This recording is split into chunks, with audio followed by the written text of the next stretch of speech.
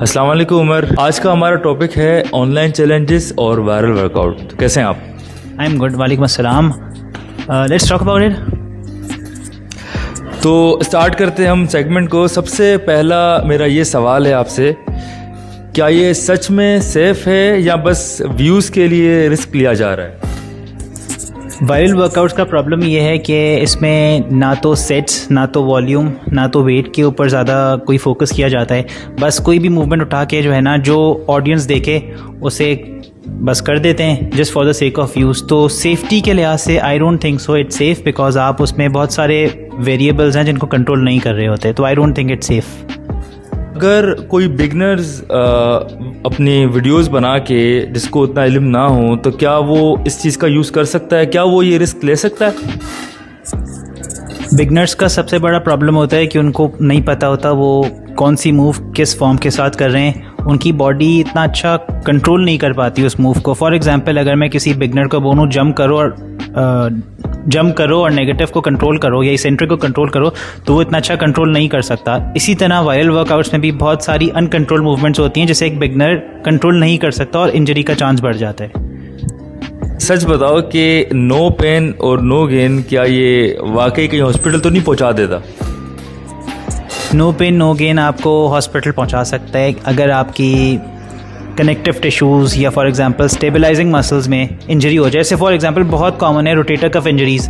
मैंने ऐसे कई केसेस देखे हैं जहाँ सर्जरी की भी ज़रूरत पड़ गई। तो नो पेन नो गेन आपको हॉस्पिटल पहुंचा भी सकता है। तो मतलब इस चीज़ को लेके कि नो पेन नो गेन, इस पे बिलीव रख के हम नहीं कर सकते कि वर्कआउट नहीं कर सकते ज़्यादा? नहीं, बिल्कुल ऐसा भी नहीं कि आपको बिल्कुल पेन नहीं होगा। कुछ हद तक तो आपको पुश करना पड़ता है और पेन होता है, बट ऐसा भी नहीं है कि आपने इतना पेन ले लेना है कि आपकी लाइफ डिस्टर्ब हो जाए, ना आप चल सकें, ना आप अपनी डेली के काम कर सकें। ऐसा पेन नहीं लेना।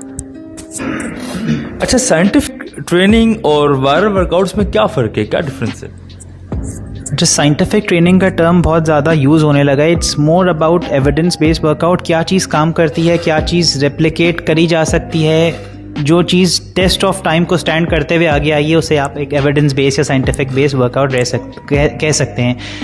जबकि viral workout is anything that is जो ऑडियंस को बहुत अच्छा दिखता है, ऑडियंस के व्यूज़ आ जाते हैं, एंगेजमेंट आ जाती है, उसको करने में उसको जो है आप एक वायरल वर्कआउट कह सकते हैं। बट एक साइंटिफिक वर्कआउट साइंटिफिकली डिज़ाइन होता है, इसमें वेट का, सेट्स का, रेप्स का, वर्कआउट की वॉल्यूम का ख्याल रखा जाता है, करने वाले की रेंज ऑफ मोशन और उसकी बॉडी कितना हैंडल कर सकती है, इसका ख्याल रखा जा सकता है। वायरल वर्कआउट में तो जो भी चीज़ ऑडियंस को अच्छी लगती है, एंगेजमेंट आती है, वो वायरल हो जाती है। तो ये डिफरेंस है।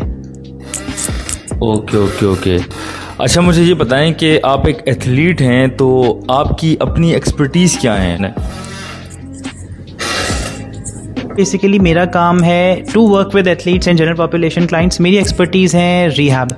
मैं लोगों को हेल्प करता हूँ कि जो लोग एक सेडेंट्री लाइफस्टाइल से एक्टिव लाइफस्टाइल की तरफ आ रहे होते हैं, जैसे पैडल प्लेयर्स आजकल आ रहे हैं, उन्हें बहुत इंजरीज़ होती हैं क्योंकि उनके करंट एक्टिविटी जो कि एक सेडेंट्री डेस्क बेस्ड जॉब है और उनकी गोल एक्टिविटी जो कि एक स्पोर्ट है पैडल टेनिस, उसमें बहुत बड़ा गैप होता है। तो उस गैप को फिल करने के लिए कुछ ऐसी मूवमेंट्स होती हैं जो करनी पड़ती हैं ताकि आपकी बॉडी स्टार्ट से एंड गोल तक जाने के लायक हो सके। तो उस ब्रिज को गैप करने के लिए जो एक्सरसाइजेस की ज़रूरत होती है, जो मूवमेंट की ज़रूरत होती है, वो मेरी स्पेशलिटी है।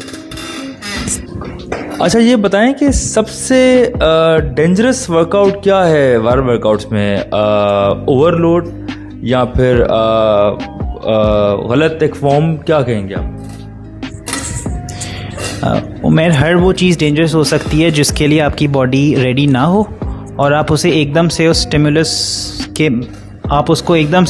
से एक्सपोज कर दें। फॉर एग्जांपल, अगर किसी शख्स के लिए सिंगल लेग की ट्रेनिंग या जंप ट्रेनिंग नहीं पॉसिबल, उसने कभी करी नहीं है, और वो एक वायरल वर्कआउट देख के वो चीज़ को रिक्रिएट करने की कोशिश करता है, तो irrespective of form, irrespective of overload, उसकी बॉडी इंजर हो सकती है। या तो फॉर्म गलत होने की वजह से, या तो एक्चुअली जो मेन प्रॉब्लम आती है वो यही है कि बॉडी एक लोड लेने के लिए रेडी नहीं होती जिसको आपने ओवरलोड का, और उसकी वजह से फॉर्म भी ख़राब हो सकती है और जॉइंट्स पे उस तरह का स्ट्रेस आ सकता है कि बॉडी इंजरी की तरफ जा सकती है। अच्छा, अगर कोई एथलीट वायरल वर्कआउट करना चाहे तो उसको किन किन चीज़ों का ख्याल करना चाहिए? सबसे पहली कंसिडरेशन एथलीट के लिए ये होनी चाहिए कि उसने उससे मिलती जुलती कोई एक्सरसाइज करी है, क्या उसकी